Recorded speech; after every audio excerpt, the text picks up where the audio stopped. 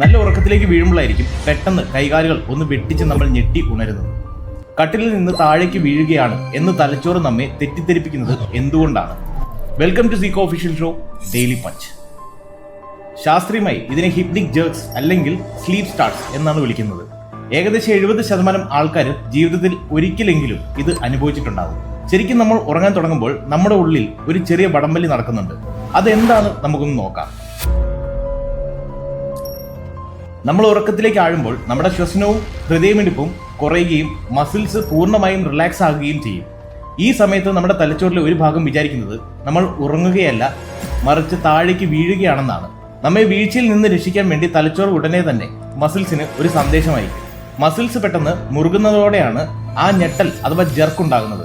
ചുരുക്കത്തിൽ നമ്മെ മരണം പോലെയുള്ള ഒരു അവസ്ഥയിൽ നിന്ന് രക്ഷിക്കാൻ തലച്ചോറ് പയറ്റുന്ന ഒരു വിദ്യയാണ്.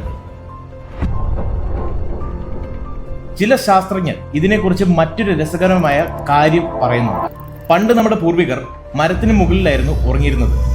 ഉറക്കത്തിൽ മരത്തിൽ നിന്ന് താഴെ വീഴാതിരിക്കാൻ അവരുടെ ശരീരം എപ്പോഴും ജാഗ്രത പാലിക്കുമായിരുന്നു. ആ ഒരു പഴയ സർവൈവൽ ഇൻസ്റ്റിങ്ക്റ്റ് ഇന്നും നമ്മുടെ DNA അവശേഷിക്കുന്നത് കൊണ്ടാവാം ഈ ഞെട്ടൽ ഉണ്ടാകുന്നത് എന്നാണ് ഈ തിയറി പറയുന്നത്.